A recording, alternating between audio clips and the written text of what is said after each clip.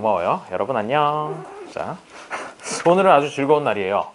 왜냐하면요, 오래간만에 이렇게 또 이렇게 왜 이렇게 오래간만인 거 같지? 다 온 게? 서울 갔다 와서 그렇구나. 그래요. 자, 좋아요. 교재를 꺼내 보시고 몇 페이지까지 했었죠? 우리 어디 필기가 돼 있는 걸 좀 보도록 하죠. 필기를 안 하는군요. 필기를 하지 않아요. 자, 어디? 27. 그래요. 27페이지부터 하면 되겠죠? 빠지는 것 같은데? 어? 조금 얘기했었지? 아, 얘기한 거 같아. 그치? 기억나지? 기억나요? 신소재? 신소재 파트?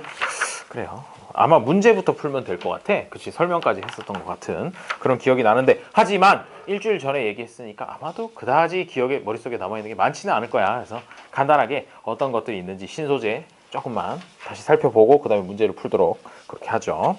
자, 신소재의 개발과 활용 해가지고, 신소재라는 건 이전에 없던 소재를 새로 만드는 거지. 만들어가지고 그걸 여러 가지 뭐 전자제품부터 시작해서 의약품이라든지 이런저런 곳에다가 쓰는 거, 그거를 신소재라고 얘기를 해요. 그래서 대학교에 신소재공학과 뭐 이런 것도 있다고 했었지. 그래서 신소재공학과에서는 그럼 뭘 배우나요? 새로운 물질을 만드나요? 원래 그게 목표인데 기존에 만들어진 거 연구하기에도 사실 벅차요. 벅차서 새로운 거 아직 뭐 이렇게 연구를 많이 하고 있는 것 같지는 않아. 하지만 그 우리나라에서 처음으로 발견했던 물질에 대해서 이야기한 적 있지. 혹시 기억이 나는지 모르겠으나 축구공 모양으로 되어 있고 탄소로 이루어져 있다라고 하면은 세 글자짜리, 플로렌. 그렇죠, 플로렌이라고 해가지고 세 글자짜리. 그 뒷페이지에 보면은 그 구성도 있었어. 축구공 모 진짜로 오각형 육각형 붙여놓은 것 같은 그런 식으로 해가지고 그거를 어디다 써먹는다고요? 그것들이 탄소로 이루어져 있는 거거든. 탄소가 그렇게 공 모양으로 붙어 있는 거야. 그렇게 되면 중간에 공간이 요만큼 비겠죠. 그걸 이용해서 어디다 써먹느냐? 약품 수송 이런 거에 써먹는다 그랬죠. 갑자기 약품 수송? 약을 그 안에다가 보관을 해서 수송을 한다는 것인데, 수송한다고 해서 뭐 이런 얘기도 했을 거야. 기억 나겠지? 요 약국에다 갖다 주는 그 수송 말고 우리 몸속에서 특정한 곳으로 갖다가 옮겨주는 그거를 수송이라고 표현을 한 거죠. 자, 그래서 신소재 활용되는 제품, 컴퓨터, 항공기, 휴대전화 등이라고 돼 있지만 사실 이거 말고도 우리 일상생활에 엄청나게 많이 쓰여. 자동차에도 엄청나게 많이 들어가고, 신소재라고 해서 예전에는 자동차 같은 거 만들려고 그러면 진짜로 철판으로 만들었어. 진짜로 철판으로 만들고 거기다가 이제 페인트 칠을 해가지고 만들었었죠. 그러다 보니까 무게도 무겁고, 게다가 페인트가 조금이라도 벗겨지기 시작하면 거기서부터 열심히 녹이 슬어 버렸단 말이야. 그랬었는데 이제는 점점점 어떻게 강도는 철보다 더 강하면서 무게는 훨씬 가벼운 그런 뭐 탄소 섬유부터 시작해서 그런 것들을 많이 사용을 하죠. 많이 사용을 하다 보니까 차가 정말 튼튼해, 가벼워, 아주 연비도 좋아지고 게다가 성능도 좋아져요. 아무래도 무게가 조금 덜 나가면 가속력이라든지 이런 것들이 좋아지겠죠. 그래가지고, 그런데 단점은 뭐겠어요? 항상 이 신소재들 관련해서 단점이라고 얘기하면 대부분 비싸서 문제죠. 그래서 이제 뭐 대량 생산이라든지 이런 것들은 처음에 좀 나오고 나서 세월이 좀 흘러서, 그리고 뭐 공정에 대해서 좀 연구도 좀 하고 개선이 되면 그때부터 이제 대량 생산 가능해지고 가격이 좀 싸지면 이제 대중적인 소재가 되는 거죠. 그래서 옛날에 그거 아니야? 빅뱅에, 갑자기 빅뱅에 이 우주 빵 터지는 거 말고 가수 빅뱅, 가수 빅뱅의 승리 있잖아. 승리가 차를 타고 다니고 있었어요. 차를 타고 다니다가 강변북로에서 뭐 깜빡 졸았는지 뭘 했는지 모르겠는데 차가 뒤집어져가지고 차가 박살이 난 사고가 났었어. 기억 안 나냐? 지금으로부터 한 4, 5년 전 정도에 있었던 일인 것 같은데 승리가 하나도 안 다쳤어요. 차가 완전히 개박살이 났는데, 그런 것들도 신소재 덕분이에요. 신소재 덕분이고, 그런 것들은 오히려 사고 같은 게 나면은 차가 찌그러지지 않아야지 더 튼튼하다고 생각하는데 사실은 더 잘 찌그러져야지 충격 흡수를 잘해. 그 얘기가 바로 다음 시간, 그러니까 내일 말고 다음 주에 있는 시간에 충격량, 운동량 이쪽 얘기에서 나올 건데, 어쨌든 자동차 사고가 났을 때 형체를 유지하고 있으면 오히려 안쪽에 있는 사람들은 더 큰 충격을 받게 되고 뭐 관성에 의해서 앞으로 튀어나가든 뒤로 튕겨나가든 어쨌든 그런 충격을 많이 받게 되는데, 잘 찌그러진다, 쫙 찌그러진다, 그렇게 되면은 충격을 굉장히 많이 흡수를 할 수가 있어. 그래가지고 안에 타고 있는 사람들은 크게 많이 다치지가 않아요. 그래서 승리가 그렇게 차가 완전 박살이 났거든. 그게 포르쉐였을 거야. 포르쉐 911. 카레라 되땅 비싼 차예요. 세상 비싼 차인데 어쨌든 그걸 타고 다니다가 차가 작살이 났지만 본인은 별로 다치지 않았다고, 그런 일도 있었고요. 그거 말고 이제 F1이라고 해서 세계에서 가장 빠른 자동차 경주 대회 그런 게 있어요. 거기에 나오는 자동차들 같은 경우에는 일반 도로에서는 못 달려. 일반 도로에서는 못 달리지만 그 서킷에서는 굉장히 빠른 속도로 달린단 말이야. 300km 넘는 속도로 막 달려요. 그런 애들 같은 경우에도 이 최첨단 신소재의 경연장이라고 불릴 만큼 정말 가볍고 튼튼하고 그런 걸로 만들어서 사고도 되게 자주 나거든? 근데 드라이버가 죽는 경우는 그렇게 자주 일어나진 않아요. 사고 한 번 나면 진짜 차가 완전 박살이 날 정도로 막 굴러가고 난리 나는데 그럼에도 불구하고 드라이버는 크게 다치지 않아요. 뭐 여튼 그렇고. 그 다음에 휴대전화에 활용되는 신소재. 그대 휴대전화 좋아하잖아, 지연. 그렇죠? 휴대전화 없이는 못 사는. 그대가 보고 있었던 그 휴대전화에도 완전 신소재 덩어리들이야. 액정부터 시작해서 배터리 이런 것들도 다 신소재가 들어가는 그런 애들이죠. 그 다음에 신소재라고 해가지고 사실 뭐 액정에 대해서 얘기를 많이 한다거나 배터리에 대해서 얘기를 많이 할 건 아니고 여기 신소재 파트에서 제일 많이 나오는 거는 초전도체 그리고 또 뭐가 있었죠? 초전도체랑 탄소화합물. 탄소화합물이라고 하는 건 그래핀, 아까 얘기했던 플로렌 이런 것들이 전부 다 탄소로 이루어져 있는 녀석. 그래가지고 그런 것들 한물이 해서 탄소화합물. 그 다음에 나머지 하나는 초전도체. 이렇게 크게 두 개가 주로 많이 나와요. 초전도체라고 하는 거는 어디다가 써먹는다고요? 어디다 써먹을까? 초전도체? 하나만 예를 들어봐봐. 왜 우리 그 병원에 가서도 자주는 아니고 자주 보면 안 되는데 뭐 어쨌든 병원에 가서 볼 수 있는 것 중에 MRI라고 들어봤죠? MRI 찍어본 사람? 그래요. MRI도 찍어보고 대단해요. 자, 그 MRI가 기계가 어떻게 생겼냐면 이렇게 크게 원통형으로 생겼어. 원통형으로 생겨서 이렇게 사람이 이렇게 누워요. 거기다 이렇게 침대 같은 게 쑥 나가. 그래서 누워가지고 또 누워 있으면 쑥 들어가. 쑥 들어가서 이게 돌면서 열심히 촬영을 하는 그런 장치거든요. 근데 그게 뭘로 촬영을 하는 거냐면은 MRI가 비슷하게 CT라는 것도 있지. MRI, CT 이렇게 같이 묶어서 얘기를 하잖아. CT라고 얘기하는 거는 X선 촬영을 우리 그냥 뭐 맨날 이제 건강검진 같은 거 하면 그냥 찍는 X선 그거를 수천 장, 수만 장을 쫙 계속 찍는 거야. 그게 CT고 X선이 그냥 X선 촬영이라고 생각하면 돼. CT는 MRI는 그게 아니고 자기 공명 영상 장치라는 이름을 갖고 있죠. 그래가지고 그거는 이제 엑스레이를 찍는 건 아니고 자기장을 이용해가지고 그러니까 자석과 뭐 그런 걸 이용해가지고 실제로 입체적인 영상을 만들어내는 그런 의료 기기거든요. 거기에 이제 연구 자석 대신에 전자석을 쓰는 거야. 전자석을 쓰는데 그 중에서도 아무래도 초전도체를 쓰게 되면 초전도체가 어떤 성질이 있니? 경은 초전도체가 어떤 성질이 있다고 그랬지? 초전도체? 이름을 생각해봐. 전도체인데 전도체라는 건 도체죠. 도체인데 걔가 초자가 붙었어. 휘성 책 안 가져왔구나. 그래요. 이제 보고 있으니까 이 친구 또 옆에 있는 준서책을 보면서 먼 산을 바라보고 있는 그런 눈빛이야. 자, 전도체는 전도체인데 초자가 붙었으니까 그 전도성이 엄청나게 뛰어나다. 즉 손실이 전혀 없다라는 그런 뜻이 되는 것이야. 따라서 그런 식으로 전자석 같은 걸 만든다고 할 때도 굉장히 강력한 전자석을 만들 수가 있어요. 왜? 전자석의 세기는 뭐에 비례했었니? 흘리는 전류의 세기에 비례하고 그 다음에 뭐 코일 가문 횟수에 비례한다. 뭐 그런 거 중학교 때 했었잖아.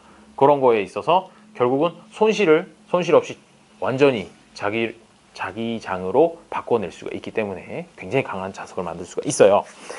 그래서 초전도체라고 하는 녀석 정의는 특정 온도에서 이하에서 전기 저항이 0이 되는 녀석을 초전도체라고 얘기를 하고 이 효과를 마이스너 효과라고 불러. 마이스너라는 양반이 처음으로 이제 발견을 해가지고 이게 초전도체가 되면 이제 자성을 띠거든. 자성을 띠고 굉장히 강한 자석이 된단 말이야. 그런데 문제가 뭐냐면 그 임계 온도라는 게 너무 낮아. 너무 낮아가지고 막 마이너스 막 180도, 영하 180도 이 정도는 되어야 이제 초전도 현상을 띠는 그런 물체들이 지금 현재까지 이제 개발된 주류란 말이야. 그래서 마이너스 180도를 만드는 데가 너무 힘든 거야. 쓰면 좋은데 마이너스 180도 그런 거 만들려면 뭐 액체 질소라든지 액체 산소라든지 이런 걸 들이부어야지 그렇게 온도를 낮출 수 있잖아. 그래서 너무 비싸서 그거를 임계 온도를 자꾸 이렇게 높이려는 그런 방향으로 연구를 하고 있어요. 최근에 뭐 좀 연구 결과가 좀 괜찮다고 하는데 아직까지는 뭐 일상생활에서 많이 보지는 못하고 MRI라든지 아니면 자기 부상 열차 들어봤지? 네. 둥둥 떠서 가는 기차라고 불리우는 그것도 뭐겠어요? 밑바닥에 자석 깔아놓고 초전도체 달아놓는 거야. 그럼 강한 자석이 되니까 둥둥 떠서 간다고. 그래서 이제 쫙 걸어주면 슉 가죠. 마찰도 없이 신나게 가요. 그런 거 하는데 주로 쓰인다. 그게 이제 초전도체. 따라서 초전도체가 뭔지 임계 온도 밑에서 전기 저항 0이다. 자성을 띈다. 이 정도 두 가지 알아두고 그다음에 마이스너 효과 이름 알아두세요. 마이스너 효과가 뭐냐? 임계온도 이하에서 초전도체 내부의 자기장이 완전히 없어져 자석이 초전도체 위에 떠 있는 현상. 초전도체가 주변의 자기장을 완전히 밀어내는 성질을 가지고 있기 때문이라고 이렇게 되죠. 그러니까 초전도체 쫙 깔아놓고 자석을 이렇게 띄워놓으면 둥둥 떠 있다라는 것이죠. 그리고 그 상태에서 극을 앞쪽으로 이렇게 당겨주도록 자석이 있잖아. 자석이니까 뭐 얘가 N이든 S든 둘 중에 하나를 띄고 있겠죠. 앞쪽으로 쫙 바꿔주면서 앞으로 끌어당기는 거야. 끌어당기면 자기부상 열차가 앞으로 쏜살같이 날아가게 된다는 것이죠. 전기가 많이 들어. 전기가 많이 들어서 효율은 별로 안 좋아요. 실제로 이거 우리나라에 있어. 자기부상 열차. 어디에 있냐면 아니야, 서울 아니야. 인천에 공항 있잖아. 공항이 이제 섬에 있어요. 용유도인가 무슨 섬이 있는데 영종도 그래. 갑자기 용유도? 영종도에 공항이 있죠. 거기서 섬에서 육지까지 오는 거 자기부상 열차 거기 있는데 타보지는 않았어요. 타보지는 않았고 있다고 하더라고요. 그 다음에 핵융합 발전하는 토카막 만드는 데도 써요. 핵융합이 뭐죠? 지연? 핵융합? 갑자기? 핵융합이라 하면 보통 이제 수소 4개 합쳐가지고 헬륨 하나 만들고 거기서 줄어드는 질량 이용해서 이렇게 전기를 만드는 그걸 이제 핵융합 발전이라고 얘기를 하잖아. 근데 핵융합 발전의 문제점이 뭐냐면 너무나도 높은 온도가 필요하다는 거지. 그렇지? 뭐 주기율성에서 내부 온도가 1000만 도가 넘어야 이제 수소 핵융합 반응이 일어난다며. 그러니까 그 정도 온도를 견딜 그릇이 없는 게 문제야. 그릇이. 가열시킬 수 있어. 1000만 도 넘게 가열시킬 수 있는데 그거를 담아둘 그릇이 없는 거야. 버티지를 못하는 거야. 모든 그릇이. 그래서 생각해낸 방법이 좋다. 그러면 그 플라즈마라고 하는 이 덩어리를 공중에 둥둥 띄워놓자. 1000만 도짜리를 띄워놓으면 될 거 아니냐. 그릇이 필요 없게. 그래서 띄워놓는 방법으로 사용한 게 자석을 갖다 놓겠다는 거야. 자석을 도넛 모양으로 생긴 입체적인 자석으로 만든 자기장 공간을 만들어서 그 중간에다가 둥둥 띄워놔서 한번 핵융합을 해보자 라고 해서 실험실에서는 그렇게 했어. 그렇게 했는데 그렇게 하다 보니까 굉장히 강한 자석이 필요했고 그런데 초전도체가 사용이 된다는 것이에요. 문제는 역시나 핵융합 발전을 하기 위해서 들어간 에너지보다 나오는 에너지가 더 적어요. 그래서 상용화를 하지 못하고 있는 거지. 자, 그렇게 해서 초전도체고 두 번째는 이제 그래핀이라고 하는 녀석인데 그래핀이랑 플로렌이랑 둘 다 탄소가 기본이다라는 거 그거를 기억을 해주시고 그래핀 탄소의 배열을 배연화시켜 새로운 성질을 갖게 한 신소재로서 얘네들은 저거야 약간 그 층층이 이렇게 쭉쭉쭉 쪼개지는데 그거를 이렇게 쌓아놓은 게 아니라 한 층으로 쫙 핀 거지. 한 층으로 쫙 펴서 그게 이제 휘어지기도 잘 휘어지고 그걸 완전히 동그랗게 휘면 튜브 모양으로도 만들 수 있고 관 모양으로 뽑아낼 수도 있고 한 층으로 되어 있기 때문에 얘가 강도가 강철 따위와는 비교할 수 없을 만큼 엄청나게 단단하다는 것이야. 탄소끼리 결합을 하는데 그게 왜 우리 지구상에서 제일 단단한 물질이라 그러면 뭔가 그대가 좋아할 만한 건데 이 세상에서 제일 단단한 물질 몇 번 얘기한 적 있는 것 같아. 그래요. 다이아몬드야. 다이아몬드. 그렇지? 금은 되게 물러. 금은 되게 무르고 금 같은 거 그냥 이빨로 이렇게 깍 깨물면 이빨 자국이 그대로 나. 그래서 이제 금메달을 따면 이제 세레머니로 이렇게 꼭 메달 한번 각 씹어보지. 씹어보면 옛날에는 진짜 순금이었거든. 옛날에 올림픽은. 그래가지고 씹어졌는데 요즘은 진짜 순금 메달은 아니야. 아니라서 사실은 이빨이 잘 안 들어가. 14K 이런 것들은 되게 단단하거든. 보통 이제 순금 반지 같은 거는 애들 돌반지에나 많이 해주고 실제로 어른들이 끼는 금반지다 그러면은 순금으로 잘 안 만들어. 왜냐면 순금으로 만들게 되면 힘을 줘서 꽉 누르면 누르는 대로 모양이 좀 변해. 버티지를 못하고 이렇게 막 찌그러져요. 순금은 되게 무르거든. 그래서 잘 안 만들고 보통 금반지다 그러면 14K, 18K 이런 식으로 많이 사용을 하죠.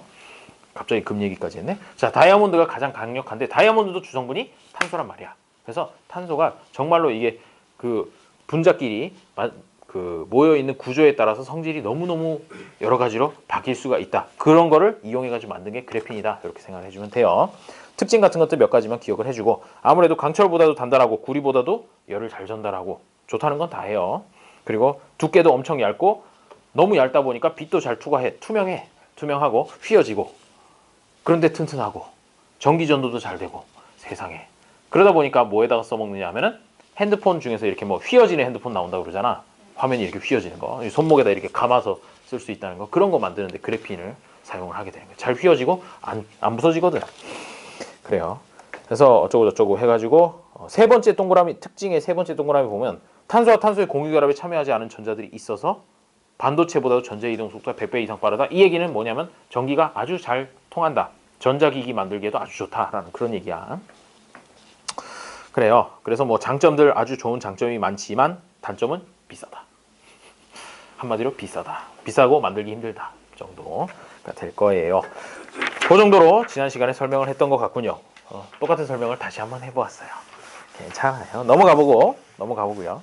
그 왼쪽에 보면 흑연과 그래핀의 구조, 탄소의 배열을 변화시켜 만드는 신소재, 자연을 닮은 신소재. 이쪽 조금만 더 보고 가도록 하죠. 이거는 지난 시간에 길게는 얘기 안 했던 것 같아요. 얘기하긴 했던 것 같긴 한데 흑연이랑 그래핀이랑 가장 큰 차이점은 뭐냐면 흑연이랑 그래핀이랑 일단 한 층만 놓고 보면 거의 비슷하게 생겼어. 거의 비슷하게 생겼는데 흑연은 그런 게 쫙 쌓여가지고 연필심 같은 걸 이렇게 만들어 놓은 거지. 그러다 보니까 문 떼면 그 층층으로는 되게 잘 부서지거든. 이 한 층 자체는 잘 안 부서지지만 층이 쌓여 있는 거에서 켜켜이 돼 있는 거는 쫙쫙쫙쫙 쪼개져. 그래가지고 연필을 문지를 때마다 그 자국이 쪽쪽쪽쪽 남게 되는 거죠. 한 층씩 이렇게 남게 되는 거예요. 그래서 흑연은 연필심에 사용하는 재료로 육각형 형태로 배열된 평면이 층층이 쌓여 있어서 잘 쪼개지기 쉽고, 그래핀은 흑연의 한 층만, 딱 한 층만 벗겨낸 거야. 그러면 그래핀은 까만색인가요? 아니에요. 까만색 아니고 투명해요. 투명하고 아까 투명하다고 그랬었잖아. 투명하고 흑연도 지금 이렇게 찍 그으면 한 층씩 된 것 같지만 사실은 그게 엄청나게 여러 개가 쫙 깔려서 결국은 걔가 시커멓게 보이는 것이야. 층이 한두 개가 아니라고. 그렇게만 쭉 줄만 그어도. 흑연과 그래핀은 모두 탄소로 되어 있지만 구조가 달라지면서 새로운 성질을 나타낸다. 탄소의 배열을 변화시켜 만든 신소재에 보면 탄소 나노 튜브, 이거 그래핀을 동그랗게 마른 거야. 동그랗게 말아가지고 관 모양으로 만든 거죠. 만든 게 탄소 나노 튜브가 되겠고요. 플로렌이 그 얘기했던 그 축구공 모양으로 해가지고 생긴 녀석이에요. 전부 다 탄소죠. 주 성분은. 플로렌, 탄소 60개가 축구공처럼 결합한 공 모양의 탄소 구조로. 자, 그러면 여기서 퀴즈 하나. 이렇게 생긴 축구공 본 적 있을 거야. 오각형 붙어 있고 육각형 붙어 있고 해가지고 까만색 하얀색으로 해가지고 뭐 실물로 안 봤더라도 그림 같은 거에서도 봤겠지. 거기에서 꼭지점은 총 몇 개일까요? 방금 거기 써 있는데 탄소 몇 개로 만들었대요? 60개. 탄소 60개라는 얘기가 뭐냐면은 그런 식으로 공을 만들잖아. 그럼 꼭지점이 60개가 나와. 그 꼭지점마다 다 탄소가 하나씩 박혀 있는 그런 구조라고 생각을 하면 되는 거야. 저 입체 도형의 꼭지점이라고 하는 녀석, 면과 면이 만나는 곳에 생기는 게 60개가 있어요. 그래서 저런 식으로 만들었다고 해요. 그래서 내부에 빈 공간이 있어서 금속 원자를 넣거나 의약품을 넣어 운반하는 역할을 한다고 하네요. 그리고 자연을 닮은 신소재, 이쪽은 좀 설명을 덜 했었는데 연잎 표면 같은 경우에는 얘네들이 연잎은 어디 있니? 연잎은 그 연못 위에 떠 있잖아. 둥둥 떠 있잖아. 둥둥 떠 있고 얘네들이 이파리가 만약에 방수가 안 되고 젖어버린다 그러면 물속으로 이렇게 쓱 가라앉아 버릴 거야. 그치? 그런데 보면은 표면에 비 같은 거에 쭉쭉쭉쭉 위에서 내리게 되면은 물방울들이 동글동글동글동글하게 이렇게 이파리 맺혀 이렇게 쭉 웅덩이가 생기다기보다는 주로 그게 왜 그러냐면은 표면에 엄청 조그맣게 이렇게 돌기들이 있어가지고 걔네들이 물방울이 퍼지지 않고 둥글게 이렇게 모이도록 그런 식으로 표면을 만들어 놨다는 것이죠. 그래서 이런 거 이용해가지고 주로 이제 발수 기능이 있는 옷 같은데 비 맞으면 이렇게 동그랗게 이렇게 막 뭉치는 그런 애들 있잖아. 툭툭 털면 물방울 탁탁 튕겨나가는 그런 옷들. 그런 거 만들 때 이런 구조를 채용을 하고요. 홍합? 갑자기? 홍합 같은 경우에 채취하는 거 봤니? 홍합 같은 거 바다에 이렇게 둥둥 떠다니지 않아. 보통 이게 바위에 붙어 있단 말이야. 붙어 있는 거 이렇게 막 뜯어내는 거야. 뜯어내는데 걔네들이 생각보다 엄청 단단하게 붙어 있어서 홍합이 살다가 죽으면 오히려 바위가 되는 것 같은 느낌이 들 정도로 굉장히 강하게 붙어 있단 말이야, 바위에. 그래서 그런 거를 이용해가지고 분비물이 강력한 접착을 하여 바위에 단단히 붙어 있다. 그래서 수중 접착제. 심지어 물속에서 그렇게 단단하게 붙어 있는 거 아니겠니? 그래서 홍합에서 추출한 물질 가지고 접착제도 만든다고 해요. 그 다음에 전복 껍질 본 적 있지? 네. 전복 껍질 보면은 걔가 하루 이틀에 만들어낸 게 아니야. 전복이 먹고 껍데기만 만들거든. 자기가 살 집을 만드는 거죠. 껍데기를 만들다 보니까 아주 영롱하게 이렇게 안쪽에서 보면 막 반짝반짝하고 막 그러잖아. 무슨 약간 좀 보석스러운 그런 느낌도 들고 그게 되게 오랜 기간에 걸쳐서 만든 거거든. 어떻게 만드냐면 한 층 한 층 조금씩 만들면서 쌓아 나가는 거야. 키우는 거지, 집을 그런 식으로 하다 보니까 여기서 해가지고 나온 게 뭐래니? 거기 보면 여러 겹으로 되어 있어 단단하다라고 되어 있는데 요거를 덕지 이렇게 여러 층으로 만든 거야, 껍데기를. 그래서 탱크 표면에다 어떻게 썼냐 하면, 탱크라는 거 목적이 뭐야? 탱크. 전쟁하는 데 쓰죠. 전쟁하는 데 쓰는데 뭐냐면 안쪽에 있는 사람들은 안 다치고 바깥에서 포탄이나 미사일이 날아와도 버티겠다. 이거 아니야. 일단 버티면서 나는 갈 때까지 가겠다. 목적지까지 가겠다. 이거잖아. 그러다 보니까 탱크를 잡으려고 막 미사일이라든지 뭐 되게 많이 이제 오는데 그 중에서 뭐 어떤 것들이 있냐면 탄두에, 그러니까 미사일이 쭉 있으면 앞쪽에 이렇게 폭약이 들어있어. 폭약이 들어있어가지고 걔네들이 안쪽까지 이렇게 뚫고 들어와서 터지는 애들이 있고 바깥에서 터져서 그 파편을 안쪽으로 쏟아 넣는 애들이 있어요. 그런데 요 장갑을 덕지덕지 바깥쪽에다 붙여. 바깥쪽에다 붙여가지고 요 장갑이라는 녀석은 미사일이 근처에 머무면 얘가 먼저 터져.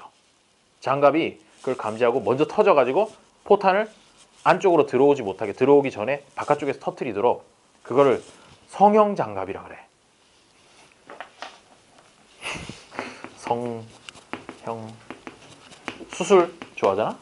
성형 수술이랑 똑같은 의미예요. 성형 장갑이라 그래가지고 걔네들은 능동형이라 그래서 근처로 미사일이 오면은 아예 얘가 도착도 하기 전에 먼저 얘가 터지면서 미사일이 안으로 들어오기 전에 터지도록 그런 식으로 만드는 장갑들, 이런 것들을 막 덕지덕지 붙여놨어요. 덕지덕지 붙여놓고, 그거 말고도 요건 제일 바깥쪽 층이고 그 안쪽에도 여러 겹으로 만들어. 한 겹이 아니라 한 겹으로 두껍게 이렇게 막 10cm, 20cm 만드는 게 아니라 뭐 1cm, 2cm짜리를 여러 겹으로 쫙쫙쫙 붙여놓는다는 거죠. 그렇게 하면 좀 더 튼튼하다고 해요. 그래서 요새는 이 세상에서 가장 현재 현존하는 탱크 중에 가장 강한 탱크가 뭔지 아니? 별로 관심 없겠지만 내가 이렇게 얘기하니까 무슨 뭐 밀떡 같은데, 밀떡은 아니고요. 그냥 뭐 상식적으로 생각해 볼 때 우리나라에서 개발한 K2 전차, K2 중에 흑표 전차라고 해가지고 2000년대 후반에 2010년 되기 전에 개발한 전차가 있어요. 그 전차가 재원상으로는 최강이에요. 우리나라 탱크까지 최강이라고. 최강인데 딱 한 가지 문제가 있어. 진짜로 모든 성능, 뭐 일단 설계부터 시작해서 실제로 만들었거든. 만들어서 최강이라고 다른 나라에서 다 인정을 했어. 다 인정을 했는데 아주 큰 문제가 있어요. 심장이 안 좋아. 탱크의 심장이면 뭘까? 탱크도 어차피 움직이는 거잖아. 심장이라고 하는 거는 엔진이야. 탱크 엔진. 탱크 엔진을 국산화를 못했어. 탱크 엔진을 국산화를 못해가지고 원래 이제 탱크가 그 어디 이동을 해야 될 거 아니야. 이동을 해야 되고, 아니 뭐 사격 장치가 아무리 좋고 장갑이 아무리 좋고 하면 뭐해. 움직여야 되는데 그 움직이는 그 핵심 부품인 그 엔진을 자체 개발을 못 해가지고 독일에서 사와야 돼요. 독일에서 사와야 되고, 독일에서 뭐 그런 거 쉽게 팔겠어? 쉽게 팔지도 않죠. 뭐 수급도 아무래도 딸리고 가격도 비싸고, 그러다 보니까 그 엔진을 원래 개발을 하려고 그랬어. 우리나라에서 두산중공업 알지? 두산 인프라코어, 거기서 이제 엔진을 만들려고 했어요. 파워팩이라고 부르는데 그게 엔진이야 사실은. 엔진을 만들려고 했는데 방산비리의 대표적인 예예요. 그 돈만 해먹고 결과물이 안 나왔어. 결과물이 안 나와서 아직도 분명히 우리나라가 세계 최강의 전차를 보유하고 있지만 지금 보유하고 있는 물량이 30대인가? 그거밖에 안 돼. 원래 300대까지 늘리려고 그랬는데 엔진이 개발 안 돼가지고 그러고 있어요. 자, 갑자기 탱크 얘기까지 했네. 자, 그렇고 마지막 독고말이라고 들어봤니? 네. 독고말이 뭐 이렇게 풀밭 같은데 봄 같은 때 이렇게 나갔다 오면은 막 이렇게 옷에 막 붙어 있단 말이야. 붙어 있는데 뭐야 이러면서 이렇게 툭툭 털면 안 털려. 툭툭 털어가 안 털리고 하나씩 떼내야 되는데 그것도 되게 안 떨어져. 그래가지고 이렇게 떼고 나서 억지로 떼고 나서 이렇게 보면은 그 끝에가 이렇게 갈고리처럼 이렇게 돼 있는 거 있어. 그 왜 우리 찍찍이 벨크로라 그러잖아. 벨크로도 그거 보고 만든 거야. 독고마리가 끝이 이렇게 갈고리 모양으로 돼 있어가지고 한번 옷 같은데, 옷이나 아니면 동물의 털 같은데 딱 끼면 안 빠지는 거야. 얘가 안 나죠. 그래가지고 멀리까지 퍼뜨리려고, 자기 씨앗을 퍼뜨리려고 그런 형태를 취하게 된 거죠. 그거 가지고 벨크로 테이프를 만든 거야. 갈고리 된 부분 그리고 천 부분 해가지고 딱 붙으면 찍 뗐다 붙였다 할 수 있도록 만드는 거. 그렇게 했다는 거죠. 자, 그럼 이제 문제를 봅시다. 다음은 휴대전화에 쓰이는 신소재에 대한 설명이다. 옳지 않은 것은 1번 휴대전화에 쓰이는 반도체는 전기 저항이 도체와 부도체의 중간이다. 그래서 반도체인가요? 맞아요. 그래서 반도체예요. 그리고 특히나 반도체 같은 경우에는 어떨 때는 도체고 어떨 때는 부도체다라는 그런 의미란 말이야. 그래서 특정한 조건을 만족시키면 도체가 되고 그렇지 않으면 부도체다. 뭐 그런 의미로 해서 반도체라고 얘기를 해요. 1번 맞는 말이에요. 맞는 말이고, 두 번째 휴대전화의 성능은 반도체 디스플레이 배터리. 야, 이거 무슨 과학 문제냐 이게? 반도체 디스플레이 배터리 등 핵심 부품에 있겠지 당연히. 그렇죠? 한글만 알아도 왠지 풀 수 있는 문제인 것 같아요. 2번은 맞는 얘기겠죠? 다음에 3번. 액정 화면에는 적당한 밝기에 소비 전력이 작은 신소재를 사용한다. 맞는 것 같지 않니? 그러게요. 이거 문장만 읽어봐서 거의 뭐 도덕 문제 수준이에요. 자, 3번 맞는 얘기고. 4번. 배터리에는 한 번 충전에 오래 사용되는 신소재를 사용한다? 뭐 그렇겠지. 그게 뭔지를 물어보는 줄 알았더니 그것도 아니고 그렇게 그런 성질이 있으면 좋아요. 다음에 5번. 초전도체를 사용하여 휴대전화의 성능을 향상시킨다? 초전도체를 사용하면 휴대전화의 성능이 향상되는 건 맞아. 하지만 너무 비싸서 초전도체를 사용하고 있지는 않아요. 현재 사용하고 있지 않습니다. 그래서 답이 5번이 된다는 것이죠. 경은아 괜찮니? 아까 여기 이 성형 장갑 쓰는데 잠깐 성형이라는 거에서 한번 고개를 들었다가 그 다음부터 관심이 없는 것 같더라고. 그래요. 탱크는 취향이 아닌가 봐요. 자, 다음 8번. 초전도체의 특징에 대한 설명으로 옳지 않은 것은 특정 온도 이하에서 저항이 0이 되는 현상을 초전도 현상이라고 한다. 초전도 현상의 정의예요, 그게. 그러니까 1번은 맞는 얘기. 초전도 현상이 뭐야? 라고 물으면 특정한 온도 아래에서 전기 저항이 0이 되는 현상. 이렇게 설명하면 된다는 거예요. 다음 2번. 저항이 0이 되기 시작하는 온도를 임계 온도라고 한다. 맞아요. 임계 온도라고 하고 보통 임계 온도가 막 마이너스 180도 막 이렇게 된다는 거지. 그래서 임계 온도를 영어로 하면 뭘까요? 영어로 하면 크리티컬. 온도가 뭐지? 그래요. 크리티컬 템퍼러처. 좋아요. 순간 진짜 생각이 안 나서 물어봤어. 임계, 한계라는 뜻이거든. 경계가 된 거. 그래서 크리티컬을 써요. 영어로는. 괜히 그냥 크리티컬이 한번 생각나서 이렇게 봤어. 다음.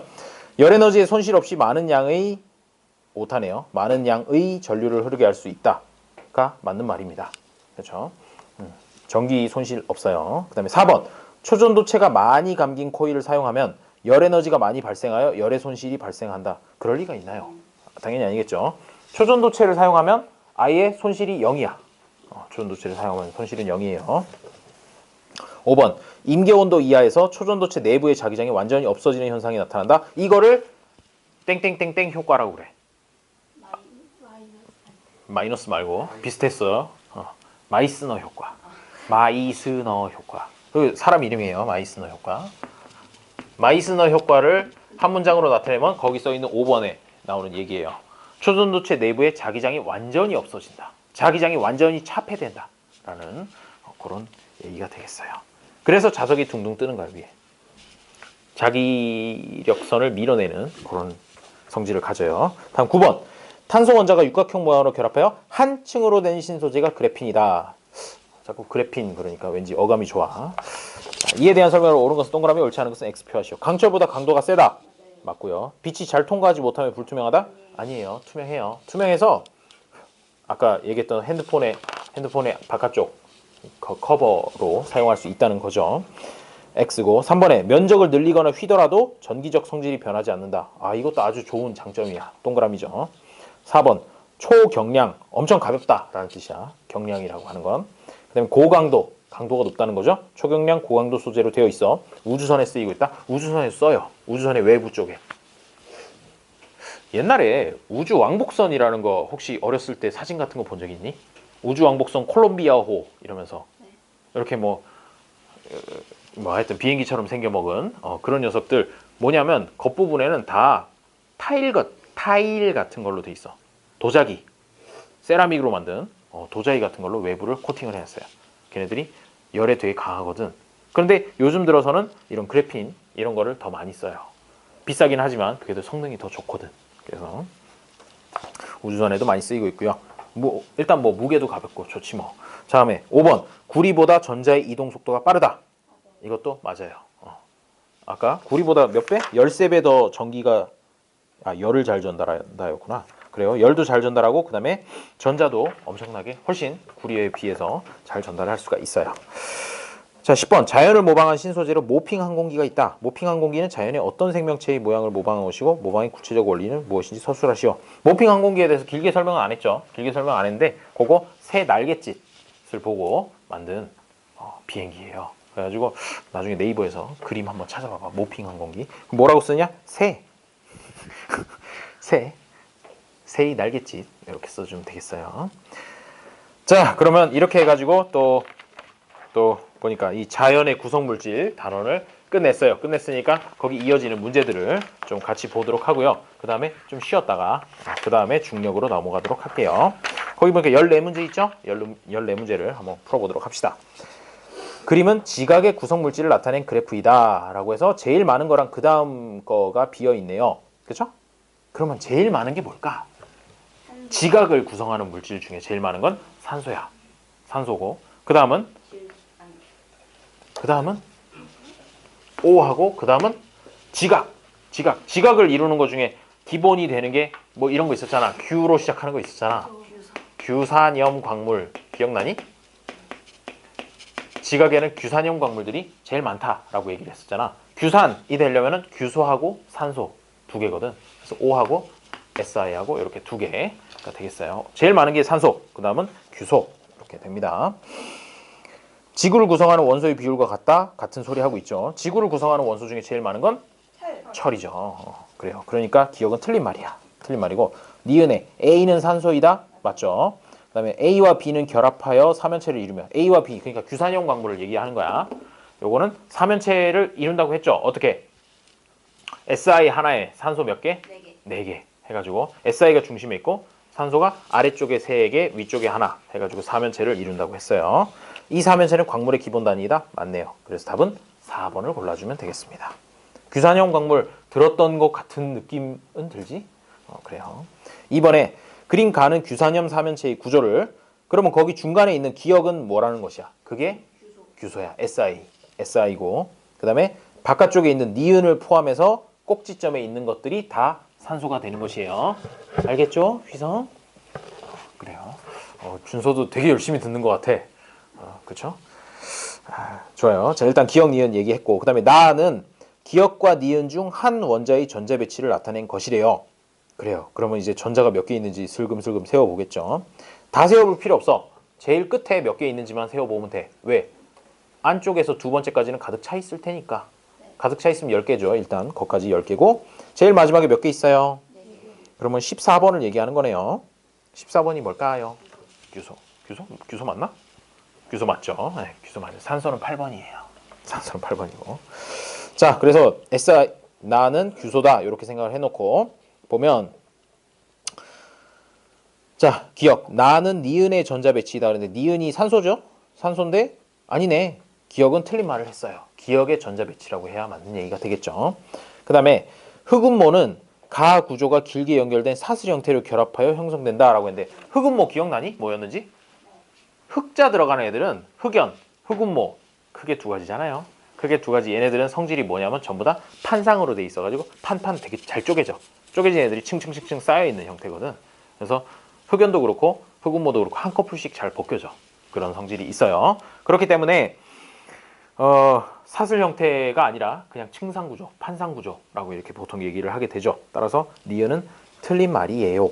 틀린 말이 되고요. 디귿.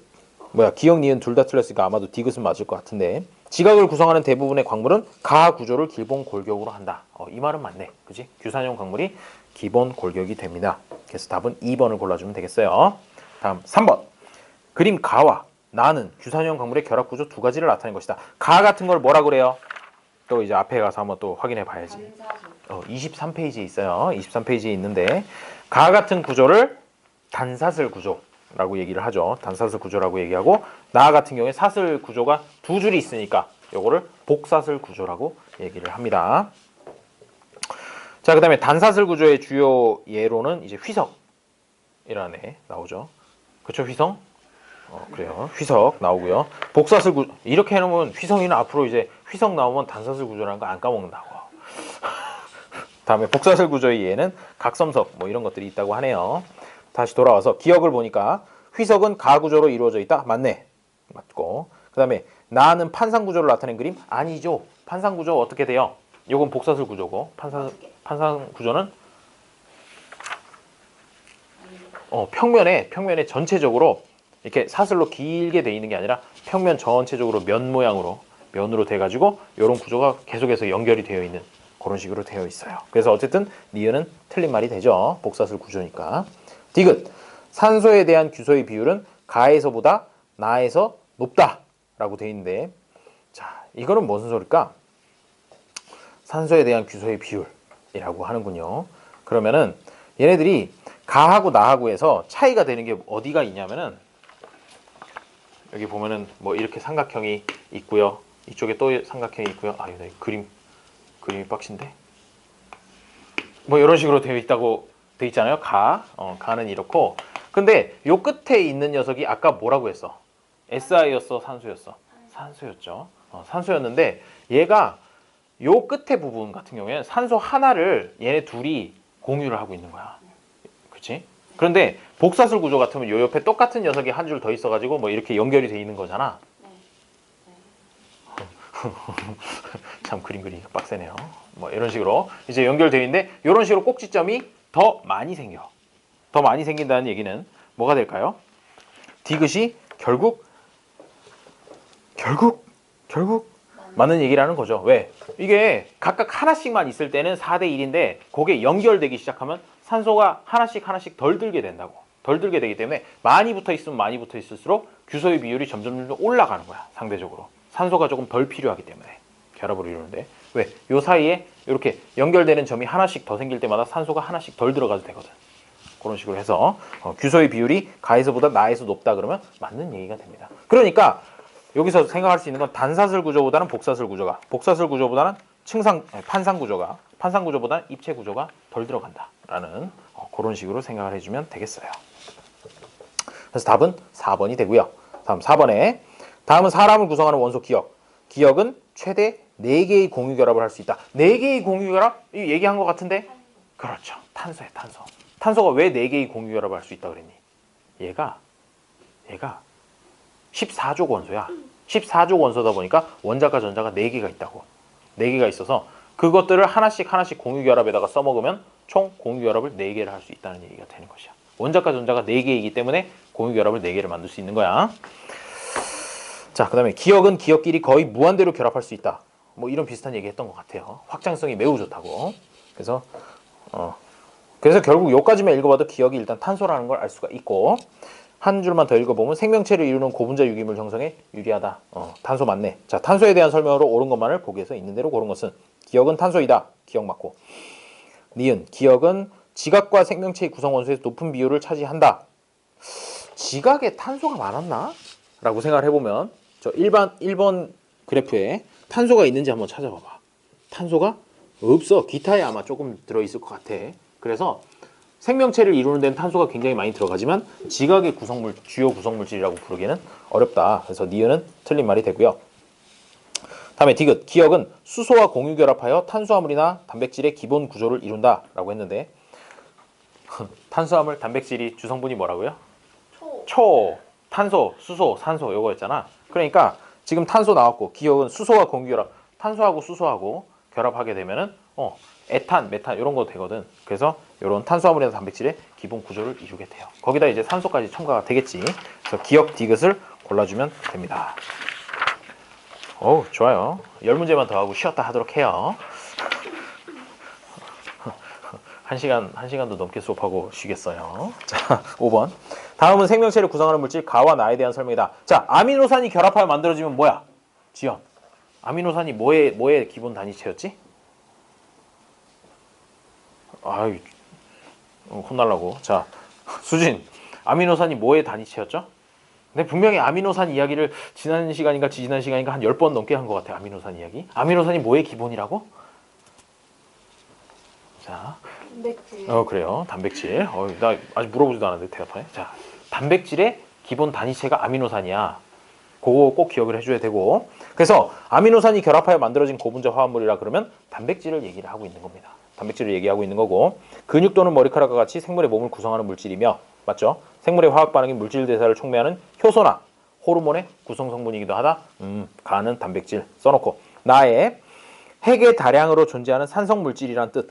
이거 너무 이렇게 너무 풀어서 설명해줬어, 그렇죠? 핵산이에요, 핵산. 핵산이 되고요. 그럼 유전 물질로 어떤 애들이 있다고요? DNA라든지 RNA를 구성하고 있는 물질이 핵산이야. DNA, RNA, 핵산. 자, 그리고 기억. 가는 단백질, 나는 핵산이다. 맞네요. 그러면 핵산의 단위체는 뭐였을까요? 뉴클레오 다이. 핵이 그대들 스타크래프트 좀 해봤나? 게임 스타크래프트? 그 세대는 아니지. 나는 스타크래프트를 많이 했던 세대거든.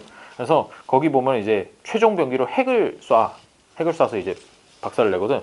그 핵을 쏘면 거기 게임에서 뉴클리어 런치 디텍티드 뭐 이래. 그래서 뉴클리어 런치가 이제 핵을 쐈다 이거야. 뉴클리어가 핵이거든. 그래서 핵산이니까 뉴클레오 어쩌고 저쩌고로 시작해야 된다는 거를 기억을 해주면 좋다는 거죠. 영어 단어에 뉴클레오스일걸? 핵이 아마? 뭐 어쨌든 그래요. 자, 그래서 뉴클레오타이드가 단위체가 맞습니다. 그래서 니은이 맞다는 얘기고요. 디귿에 가와 나는 모두 에너지원으로 사용된다 그랬는데 단백질은 에너지원으로 사용되지만 핵산을 에너지원으로 사용하지는 않죠. 에너지원으로 사용하는 세 가지는 탄수화물, 단백질, 지질. 이렇게 그 학교에서 배울 때는 꼭 지방을 지질이라고 얘기를 해. 그래서 뭐 탄수화물, 단백질, 지질 이렇게 기억을 해주면 되겠어요. 자, 그러니까 답은 기억 니은 3번이 되겠습니다. 다음 6번. 아미노산의 결합 과정을 나타낸 것이다 라고 하는데 이에 대한 설명으로 옳은 것만을 보기에서 있는 대로 고른 것은 자 얘네들이 결합을 하게 되면 어떻게 결합을 한다고요? 펩타이드 결합 이름은 펩타이드 결합이고 결합할 때는 OH 하나 버리고 H 하나 버리고 그거 두 개가 이제 물 한 분자로 돼서 빠져나오고 결합이 된다는 얘기죠. 그래서 기억 같은 경우에 아미노산 사이의 결합은 펩타이드 결합이다. 맞고 아미노산의 배열 순서가 단백질의 기능을 결정한다. 맞죠. 거기 보면 아미노산 1, 아미노산 2 이런 식으로 이제 결합이 돼 있는데 아미노산은 한 20가지 정도 돼. 20가지 정도 되는데 그게 어느 순서로 결합되느냐에 따라서 서로 종류가 다른 단백질이 됩니다. 자, 디귿 아미노산의 배열 순서에 따라 다양한 유전 정보가 저장된다 그랬는데 유전 정보 저장하는 거는 사실 단백질이 아니라 DNA 쪽에 해당하는 얘기가 되겠죠. 그래서 핵산과 관련되는 얘기고 단백질하고 유전 정보하고는 사실 크게 관계는 없어요. 그래서 기억 니은이 답이 되겠죠.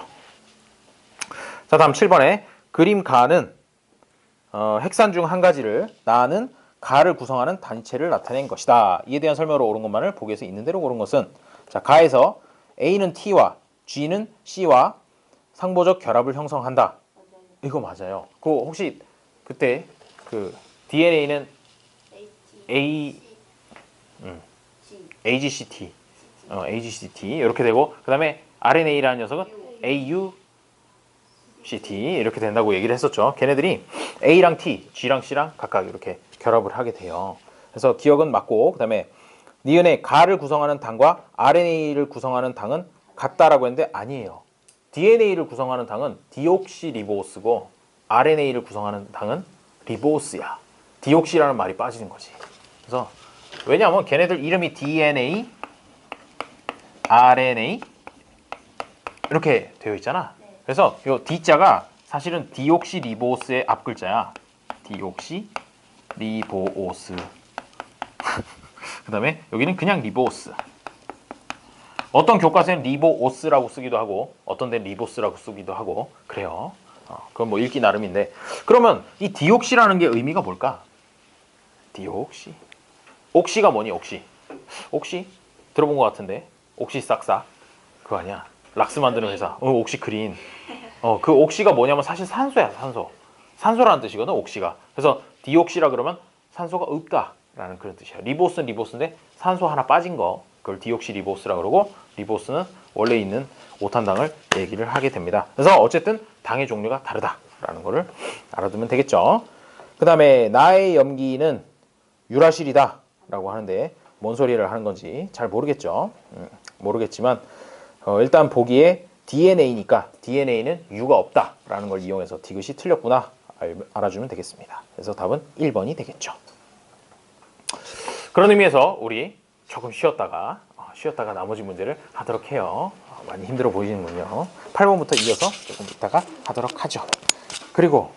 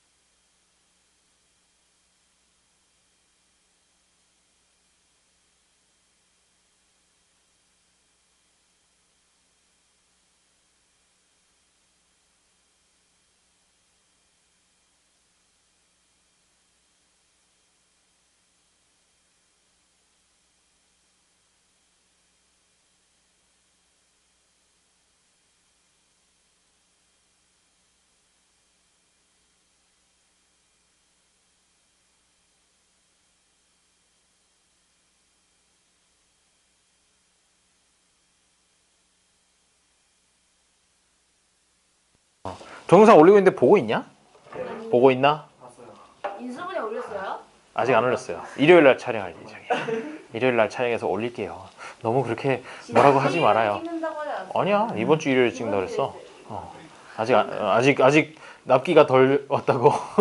너무 그러지 마세요. 자, 8번 문제를 이제 보도록 하죠. 휘성, 괜찮나? 아, 괜찮아. 오겠지.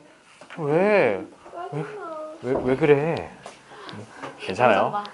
한 번 더 봐요. 한 번 더 보고. 자, 표가는 얘는 생명체를 구성하는 물질 A와 B의 특성, 기억에서 디귿의 유무를 나는 기억에서 디귿을 순서 없이 나타낸 것이다. A와 B는 각각 단백질과 핵산 중 하나래. 얘네 두 개가 단백질이랑 핵산 중에 하나씩에 해당한다는군요. 그렇죠. 일단 이렇게 줄긋기를 해야 될 거야. 줄긋기를 해야 될 거고. 그 다음에 A의 단위체는 아미노산이래. 그래? 단백질. A의 단위체가 아미노산이야? 그러면 A는 뭘까요? 이 둘 중에서 단백질이 되겠죠. 경은 네? 아미노산이 뭐의 기본 단위체라고요? 단백질이요. 그렇죠. 그래서 이렇게 연결해주고 핵산이 B구나 라고 이렇게 일단 연결해 줍시다. 연결해 주고요. 그 다음에 특성 1번부터 3번을 보게 되면 자, 특성 1번에 탄소화합물이래. 잠깐만 있어봐. 우리 생명체를 뭐라고도 부른다고요? 탄소 생명체라고도 부른다 그랬지. 그래서 무기염류를 제외한 거의 대부분에 다 탄소가 들어있어. 다 탄소가 들어있기 때문에 결국 단백질이든 핵산이든 탄소화합물이라는 그 얘기는 둘 다 맞아. 단백질이든 핵산이든 둘 다 탄소는 존재를 한다는 거죠. 탄소는 존재를 하기 때문에 그렇게 되면 아마도 1번이 기억, 니은, 디귿 중에 어느 것일까? 어느 것일까를 보면 디귿이 아마도 1번이다 라고 이렇게 연결을 시켜줄 수 있다는 거지. 왜? 둘 다 동그라미니까. 둘 다 동그라미인 게 일단 그거밖에 없죠. 그 다음에 2번에 호르몬의 구성 성분이래. 잠깐만 있어봐. 호르몬의 구성 성분이면 뭐라고 했더라? 앞에서도 문제 있었는데 우리 단백질이라고 하는 게 피부 이런 것도 만들지만 호르몬이라든지 효소 이런 것들도 다 본체가 단백질이다 라고 그런 내용이 있었잖아. 그래서 호르몬의 구성 성분이라 그러면 핵산보다는 단백질 쪽에 맞다라고 이렇게 되어 있는 녀석이면 된다는 것이죠. 그렇죠? 그래서 요 니은이라는 게 결국 2번 얘기가 되겠구나. 따라서 단백질이 맞는 거 그리고 핵산은 여기 비어 있는데 여기다가 과감하게 X라고 이렇게 써주면 될 것이에요. 그리고 마지막으로 기본 단위가 뉴클레오타이드다. 뉴클레오타이드 뭐라고? 핵산의 기본 단위체라고 얘기를 했었죠. 그래서 요거 기억이 3번이구나 라고 이렇게 연결을 해주면 이제 연결은 다 했어요. 연결은 다 했고 이제 보기를 봅시다. A에 들어갈 것은 동그라미이다. 그런데 A 대신에 X를 써줘야 되겠죠. 따라서 기억은 틀린 말이 됩니다. 틀린 말이 되고요. 그 다음에 니은 RNA. RNA는 단백질이니 핵산이니? 핵산은 두 가지밖에 없어요. DNA하고 RNA. 그러니까 RNA는 핵산에 속하고 그렇다면 RNA는 B에 해당한다? 맞네. 맞는 얘기죠. 되니? 그래. 이렇게 눈을 봐야지 또 이제 아는지 안 그래서 니은 맞고 디귿은 탄소화합물이다. 이다. 맞아요. 맞네요. 그래서 맞는 거를 고르라고 했으니까 니은 디귿 4번이 답이 된다는 겁니다. 혼자서 풀 수 있을까? 그래서 오투를 한번 풀어보시는 거예요. 오투를 한번 풀어보시면 요거보다는 좀 더 쉬운 문제들이 위주야. 요거보다 조금 쉬운 문제들 위주니까 그걸로 이제 좀 풀면서 또 이제 내일 또 같이 한번 보면 요 단원도 대충 감 잡을 수 있을 거예요. 9번 신소재 특성과 이를 활용한 개발에 대한 설명으로 옳은 것만을 보기에서 있는 대로 고른 것은 기존 물질을 보완하여 새로운 성질을 가지게 한 물질이 신소재이다. 맞죠? 컴퓨터, 항공기, 휴대전화 등에 많이 활용되고 있다. 맞고 액정 화면은 신소재를 활용하여 소비 전력을 줄이고 있다. 맞죠? 다 맞네. 다 맞는 얘기예요. 읽어보기만 해도 왠지 뭐 특별히 내용을 몰라도 다 맞는 말인 것 같지 않니? 그래요. 좋은 말을 써놨어요. 보통. 10번 그림은 임계온도 이하에서 자성을 띤 신소재 물질이 자석 위에 떠 있는 모습을 나타낸 것이다. 그러면 이거는 뭐라고요? 마이스너 효과. 이 현상을 가리켜서는 마이스너 효과라고 하고 이 물질이 뭐냐라고 하면 초전도체라고 얘기를 하면 된다는 것이에요. 요 동동 떠 있는 녀석이 초전도체인 거고 이런 현상을 마이스너 효과 이렇게 불러요. 초전도 물질이다. 마이스너 효과를 보이고 있다. 뭐야? 기억, 니은 다 맞는 얘기죠? 디귿. 높은 전류가 흘러도 전력 손실이 거의 없다. 맞네요. 해가지고 다 맞는 얘기가 되겠습니다. 초전도체 얘기였어요. 다음에 초전도체에 대한 설명으로 옳은 것만 고르래요. 기억. 초전도체에 아무리 큰 전류가 흘러도 초전도성은 사라지지 않는다. 그래, 전류 잘 흘려준다 그랬지. 뭐 초전도성이 사라진다 이런 얘기는 한 적 없잖아. 그렇지? 기억은 맞는 얘기가 되고요. 니은에 외부 자기장이 커지면 마이스너 효과가 사라진다. 마이스너 효과 설명하면서 뭐 그런 얘기 한 적 없어. 그렇지? 이런 현상이 일어난다. 뭐만 만족되면, 온도 조건만 만족되면 된다고 했지. 뭐 자기장을 걸어줘야 된다느니 걸어주면 안 된다느니 이런 얘기 한 적 없잖아. 따라서 니은은 틀린 말이 돼요. 효과가 사라지지 않아요. 그 다음에 디귿 0도C에서 저항이 0이 되는 물질이다. 에이, 영하 180도라니까. 0도에서 되면은 우리 일상생활에 엄청 많이 쓰이고 있을 거야. 0도 정도야 뭐 껌인데 그거보다 훨씬 낮게 만들어야 된다는 얘기죠. 그래서 11번에 옳은 것은 1번 뿐입니다. 왜 그런지 알겠니? 기억 지읒 기읒. 방금 되게 민망했을 듯. 자, 12번. 흑연의 구조를 나타낸 것이다. 이것을 이용한 신소재가 그래핀이다. 옳은 것만을 고르라네요. 기억. 그래핀은 흑연의 한 층에 해당된다. 맞니? 맞죠? 그다음에 그래핀은 강도가 강철보다 약하지만 구리보다는 강하다. 에이, 그럴 리가 있나요? 강철보다도 훨씬 강해요. 200배 강하대. 200배.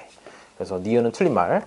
디귿. 그래핀은 높은 열전도성을 지니고 있다라고 했죠. 열전도도 좋고 전기전도도 좋고 일반적으로 열전도성이 높은 물질들이 대부분 전기전도성도 같이 높은 경우가 많아. 금속들이 대부분 다 그렇잖아. 열전도도 잘 되고 전기도 잘 전도되고 그런 식인 경우가 많아요. 그래서 어쨌든 기억 디귿이 맞다라고 해주면 되겠죠. 다음에 탄소 나노튜브의 성질이 아닌 것은 열전도율이 뛰어나다. 뛰어나죠? 네. 뛰어나겠지. 왜? 그래핀을 이렇게 하나로 한 층으로 이렇게 둥글게 만 거니까. 속이 비어 있어 가볍고 인장력이 뭐냐면 쫙 끌어당기는 거를 버티는 힘. 이게 양쪽으로 쫙 이렇게 잡아당겼을 때 얘가 버티는 거를 인장력이라 그래. 인장력이 강하다는 얘기는 세게 당겨도 안 부서진다, 안 끊어진다, 뭐 그런 뜻이 돼요. 그래서 좋다는 건 다 있어. 인장력도 강하고요, 유연성도 뛰어난 거 맞아요. 그래핀이라는 소재는 그렇고, 네, 탄소 나노튜브 그렇고요. 튜브의 지름에 따라서 반도체의 특성이 있다. 이 부분에 대해서는 설명한 바가 없지. 네. 설명한 바가 없으니까 잠깐 킵해두고 5번 강철보다 강도가 약하고 무겁다라고 돼 있는 걸로 봐서 아마도 답은 5번일 거라고 생각할 수 있고, 4번에 뭐 튜브의 지름에 따라 반도체의 특성이 있다라고 얘기했는데 요게 그 아까 이 탄소 얘가 전기 전도성이 되게 높다고 했잖아. 높다고 했는데 얘가 굵기가 어느 정도 그 아주 이제 가늘어지게 되면은 얘가 꼭 전기 전도체 도체로서만이 아니라 약간 반도체에 가까운 그런 성질을 보이기도 해요.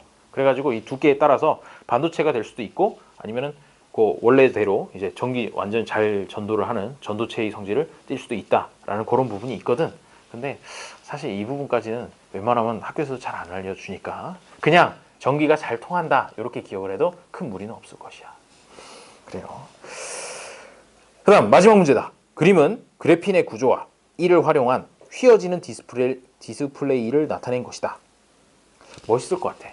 딱 핸드폰 이렇게 손목시계 전체에 이렇게 둥그렇게 해가지고 문자 이렇게 돌려가면서 보는 거지.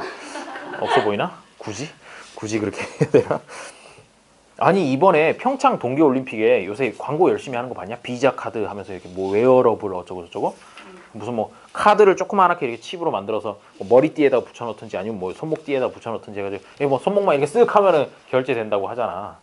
뭐 그런 거 한다고 하는데 요즘 앞으로 어떻게 될지 모르겠어. 웨어러블 이런 거 진짜 많이 나올 것 같고, 요즘 또 연구가 많이 되고 있는 게 뭐냐면 뭐 그런 거에 관심이 있으실지 모르겠지만 입는 건데 입는 옷인데 옷에 바깥쪽에다가 이제 그 태양광 패널이라든지 이런 거를 원래 태양광 패널이라 그러면 되게 두껍고 크고 막 이렇게 막 진짜로 막 무슨 뭐 배터리 같이 생긴 그런 거를 생각하잖아. 그게 아니라 그냥 진짜 섬유 같이 생겼는데도 불구하고 입고 나가서 태양빛만 받아도 발전을 할 수 있는 그런 걸 만들고 있다는 거야. 그래가지고 거기다가 하면은 뭐냐면은 안주머니에 이렇게 선을 하나 뽑아가지고 핸드폰을 꽂아놓으면 걸어다니면서 충전이 되는 그런 것도 만들고 있다 그래요. 그런 것들도 다 신소재와 관련된 얘기야. 아니 진짜로 거의 실용화가 다가왔다고 하던데, 그게 최고의 문제점이 뭐냐면 세탁했을 때 세탁을 뭐 한 10,000번 정도 할 때까지 버텨야 된다라는 뭐 그런 게 있는데, 뭐 솔직히 10,000번은 좀 오바고 10,000번은 그냥 옷을 10,000번 빨아도 다 이제 완전 해지니까 그 정도까지는 아니더라도 뭐 세탁이라든지 내 마모성, 마모에 버티는 성질 그런 것들 가지고 열심히 향상시키고 있대요. 실제로 그 기술적으로 가능은 하대. 가능은 해가지고 그냥 이제 배터리가 떨어질 걱정이 없는 거죠. 그 옷을 입고 다니면. 비싸겠지? 비쌀 것 같아. 왜? 아니 어디 멀리 가가지고 야 조난을 당했어. 조난을 당했는데 그 옷이 있어서 계속 핸드폰이 되면 얼마나 안 심심하고 좋겠어요. 조난을 당했는데 심심한 걸 생각하다니. 자 14번 문제 계속 풀도록 하죠. 이에 대한 설명으로 옳은 것만을 보기에서 있는 대로 고른 것은 탄소 원자가 벌집 모양으로 연결된 평면 구조이다. 그 왼쪽에 보니까 이게 뭐냐면 그래핀을 이용한 거거든. 그래핀을 이용한 거니까 그 사이에 들어가는 건 육각형이에요. 육각형들이 쫙 붙어 있는 그런 성질인 그 구조죠. 그래서 기억은 맞는 얘기가 돼요. 맞는 얘기가 되고 니은에 구부릴 수 있는 영상 표현 장치 의복형 컴퓨터에 활용이 가능할 테고 반도체보다도 전기 전도도가 높고 강도가 강철보다 200배 이상 가다. 다 맞는 얘기네요. 그렇죠? 기억 니은 디귿이 다 맞는 얘기가 되겠습니다. 그래서 신소재 파트에서는 약간 좀 비싸다는 거 빼고는 다 그냥 좋다는 말 골라주면 웬만하면 맞아. 특징이 비싸다는 거 하나 잘 기억을 해주세요. 자 그렇게 해가지고 3강을 끝내고 이제 드디어 또 그대들 아주 훌륭해요. 제일 처음에 나왔던 거 혹시 기억나니? 뭐였죠? 빅뱅 이론. 그 다음에 뭐 거기서부터 쿼크랑 기본 입자가 뭐 어쩌고저쩌고 생겨나고 그 다음에 원자핵이 생겨나고 그런 얘기가 1강에 있었고요. 거기서 또 있었던 게 별의 진화와 관련된 거. 적색 거성, 초거성, 뭐 태양의 질량 정도, 태양의 질량보다 10배 이상 뭐 그런 얘기가 있었던 게 1강이었어. 1강이었고 2강에 있었던 내용은 뭐냐면 주기율표 가지고 그게 옥텟 규칙이라고 해서 뭐 전자 껍질이 있는데 제일 안에 거는 2개, 그 다음 거부터는 8개씩 차면 안정해진다. 그걸 이용해서 원자과 전자 얘기하면서 성질이 어떻게 주기율표상에서 세로줄에 있는 녀석들끼리 성질이 비슷하다. 뭐 그런 얘기를 했었지. 그러면서 1쪽은 알칼리 금속의 성질 좀 얘기했고 17쪽은 할로젠 원소라고 부르는데 할로젠 원소의 성질도 좀 얘기를 했죠. 그리고 또 중요한 거 얘기했던 게 이온 결합이랑 공유 결합 관련된 얘기를 했어. 그치?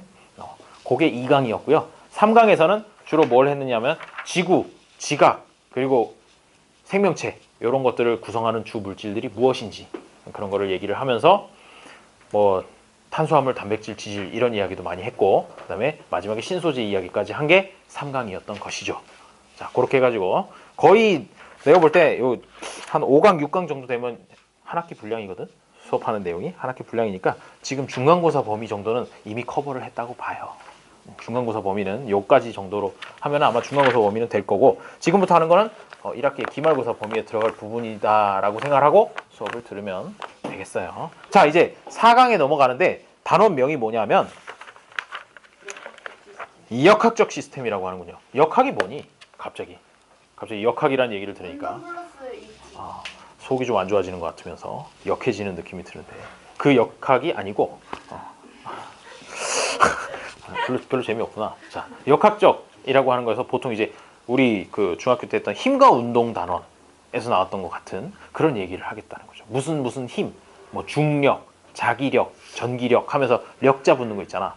그 력자 붙는 게 바로 이 역학에서 다루는 것이 되는 거죠. 그래가지고 여기서 주로 배우는 건 뭐냐면은 중력에 대해서 많이 배우고 그 다음에 한 장 넘어가 보면은 중력과 역학적 시스템이라는 게 나오고 그 다음에 또 중요한 게 사실 이 단원이 제일 어려운 이유가 운동량과 충격량 요거 때문에 그래. 테마 13번 해가지고 34페이지에 보면은 테마 13번에 운동량과 충격량이라는 내용이 나오는데 요 두 가지 개념을 잘 이해하는 게 사실 되게 중요해요. 쉽게 설명드릴게요. 걱정 마시고 아마 다음 주쯤에 수업을 하게 되겠죠. 오늘 아마 중력 부분 얘기를 하게 될 것 같고 그래서 충격량과 운동량까지 하고 나면 역학적 시스템도 끝이고 하니까 이제 4강을 시작을 해보도록 하죠. 중력 왜? 진도가 너무 빨라요? 에이 뭐 오늘 시간 끝나도 계속 짓는가 봐요?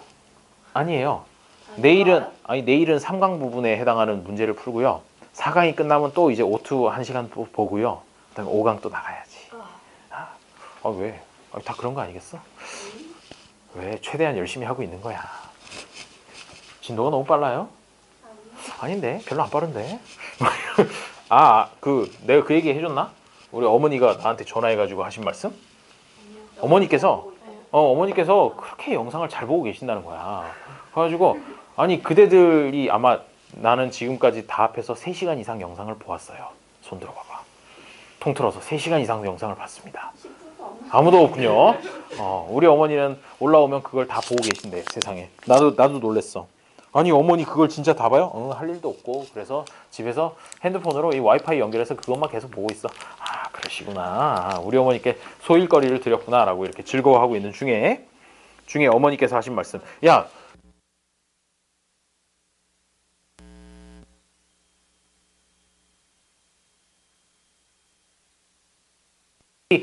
이러고 있지 않냐 그러더라고. 그래서 아니라고.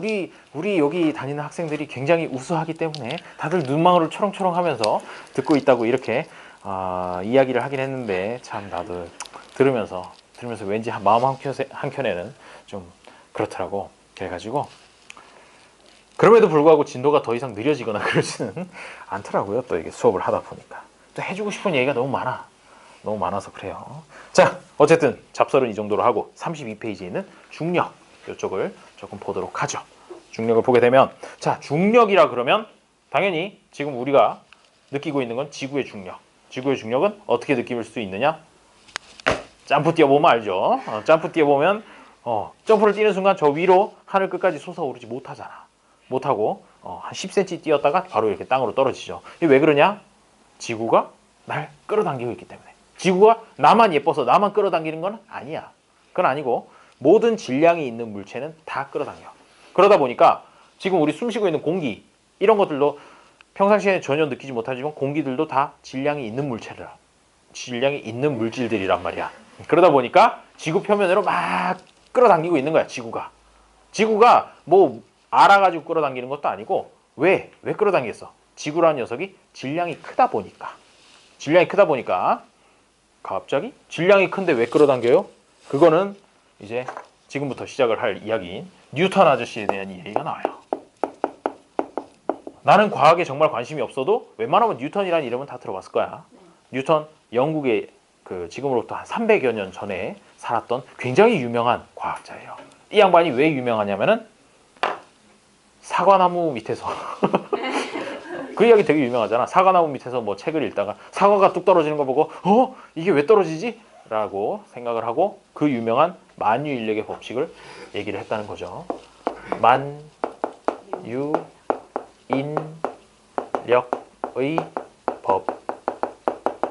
법칙이라 그래서 이 양반이 한 얘기가 뭐냐면 모든 만물에는 있을 유자야. 만물에는 있는데 뭐가 있어? 인력이 뭐야? 끌어당기는 힘. 모든 물체에는 다 끌어당기는 힘이 있다. 그래서 내가 여기 있고 지금 뭐 할까? 넌 거기 있잖아. 자, 지연이는 여기 있고 나는 여기 있는데도 불구하고 사실 지연이랑 나 사이에는 끌어당기는 힘이 있다는 거야. 진짜야. 왜 웃고 그래? 저 뒤에 있는 준서랑 지연이 사이에도 있고 휘성이랑 준서 사이에도 있고 다 있어. 모든 질량이 있는 물체는 다 있어. 그런데 다만 그 힘이 지금 우리가 느낄 수 없을 정도로 너무너무 크기가 작기 때문에 못 느끼는 거고 그거를 느낄 수 있을 정도가 되려면은 지구 정도 질량이 되는 물체가 있어야 그래야 얘네들이 다른 물체를 끌어당긴다는 걸 다른 물체를 알 수 있다는 거야. 그래서 이 양반이 열심히 연구를 해가지고 만유인력 법칙에 관련된 공식을 하나 만들어내. 일생일대의 역작이죠. 일생일대의 역작을 했는데 만유인력 상수라는 녀석이 하나 있고 그 다음에 공식이 어떻게 되냐면 R제곱분의 라지 m, 스몰 m. 이게 뭐냐? 힘의 크기다. 힘의 크기 보통 뉴턴 단위로 나오게 되는데 이 힘이라는 걸 만유인력의 크기를 계산을 한 거야. 근데 이걸 보게 되면은 G라는 건 어차피 상수니까 별로 중요하지 않아요. G라는 건 상수니까 됐고 R이라는 게 뭐냐면 두 물체 사이 거리인데 그 중에서 특히 뭐냐면 두 물체의 무게중심점이 어딘가에 있겠죠. 어떤 물체든지 간에 무게중심점이 있어요. 뭐 사람이면 뭐 대충 한 배꼽 근처에 단전 정도라고 얘기를 하는데 어쨌든 무게중심에서부터 지구로 따지면 지구 중심까지의 거리야. 지구 중심이 이제 질량 중심이 될 거니까. 그래서 두 물체의 중심 간의 거리의 제곱에 반비례하고 멀리 떨어져 있으면 멀리 떨어져 있을수록 이 만유인력의 크기가 작다는 얘기야. 제곱에 반비례해서 줄어든다는 얘기고 위에 있는 라지 m이랑 스몰 m이라는 게 뭐냐면 보통 m을 뭐를 나타낼 때 m을 쓰니? 공식에서. 아니야. 질량. 그렇지. 질량이랑 무게 달라. 그렇지? 질량이랑 무게 다르다고. 그 얘기 여기 나올 거야. 질량이랑 무게 다르다는 얘기. 질량을 표현할 때 m을 보통 쓰잖아. 근데 왜 얘는 대문자고 얘는 소문자일까? 두 물체 사이에 존재하는 힘이기 때문에 어느 한 물체의 질량을 라지 m, 다른 한 물체의 질량을 스몰 m이라고 이렇게 표시를 한 거야. 구분을 하려고 표시를 한 거고, 따라서 이 공식을 지구와 나 사이에다가 대입을 해본다 그러면 이거는 거의 지구 반지름 정도가 될 것이고, 그렇지? 지구 중심이랑 나랑 사이는 거의 지구 반지름만큼 떨어져 있는 거니까 지구 반지름의 제곱분의 지구의 질량 곱하기 나의 질량, 요 정도로 계산을 해가지고 내가 느끼는 그 중력이라는 크기를 계산할 수 있다는 거죠. 그래서 사람마다 다르다는 얘기는 뭐냐면 여기에 나의 질량이 곱해지기 때문인 것이고 그래서 요 라지 G부터 시작해서 R제곱분의 라지 M까지 요만큼을 묶으면 뭐가 되냐면 이게 바로 우리가 알고 있는 9.8이라고 불리는 9.8이라는 숫자 어디서 많이 들었는데, 그렇죠? 9.8 중력 가속도라고 부르잖아. 요 라지 G 곱하기 지구 반지름의 제곱분의 지구의 질량, 요걸 넣어서 계산한 값이 바로 9.8 미터 퍼 세크 제곱이라는 중력 가속도 값이 된다는 거죠. 이 숫자가 이렇게 나온 거야. 사실은 이렇게 나왔고, 거기에 내 질량만 딱 넣으면 나의 무게가 나오게 되는 것이죠. 질량에다가 중력 가속도 곱하면 보통 무게가 나왔었지. 저는 이때까지 무게랑 질량을 따로 생각해 본 적이 없습니다. 단 한 번도 구분해 본 적이 없습니다 하는 사람 손. 그래요? 다 구분할 줄 아는군요. 진짜지? 경은아, 제 몸무게는 60kg입니다. 60kg 아니야. 자, 75kg입니다. 그러면 그거는 맞게 얘기한 걸까? 아니요. 그래요? 왠지 이렇게 물어보면 또 아니라고 대답하고 싶지. 자, 세진, 나의 몸무게는 그러면 뭐 대충 중력 가속도를 10이라고 치고, 네, 75kg. 750N입니다. 나의 몸무게는 750N입니다. 그러면은 맞게 얘기한 걸까? 그래요. 이런 어려운 질문은 그만하도록 하죠. 그만하고 얘기를 해주게 되면 질량이라는 거랑 무게라는 게 사실은 달라. 어떻게 다르냐면 질량이라고 하는 건 그 물체가 가지고 있는 고유한 양이야.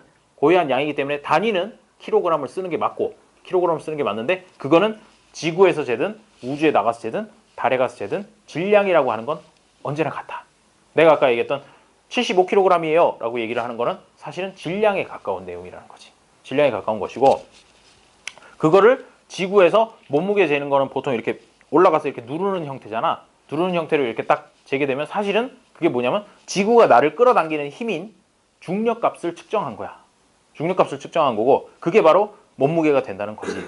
그런데 왜 도대체 몸무게에는 그 킬로그램 단위로 써 있던데 무게 단위 킬로그램 아니에요? 아니에요. 사실은 몸무게 재는 그 저울에다가 뉴턴 단위를 써놔야 되는데 뉴턴 단위 일상생활에서 잘 안 쓰잖아. 킬로그램 단위는 많이 쓰지만, 그렇지? 그래가지고 그냥 편의상 킬로그램이라고 이렇게 적어 놓은 거죠. 그 한 9.8 정도 환산을 해가지고 해놨다고 보면 되겠어요.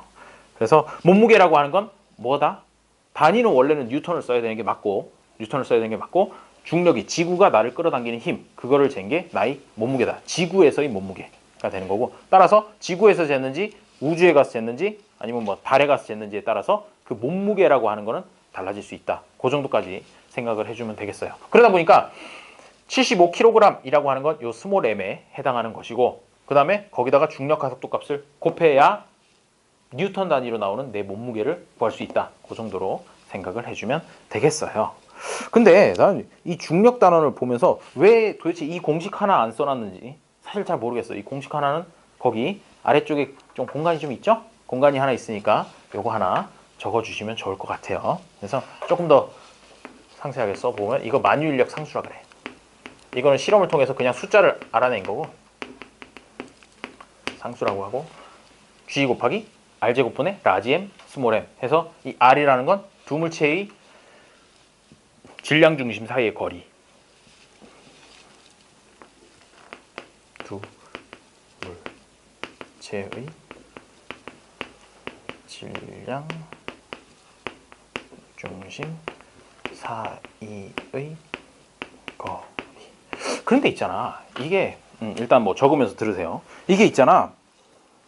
지금 그대들이 이제 고등학교 1학년에 올라가잖아요. 고등학교에 올라가서 이제 과학을 앞으로 한 2, 3년만 더 배우고 나면 이제 늙어 죽을 때까지 과학을 더 이상 공부할 일이 없잖아. 전공을 뭐 그쪽으로 선택하지 않는 이상.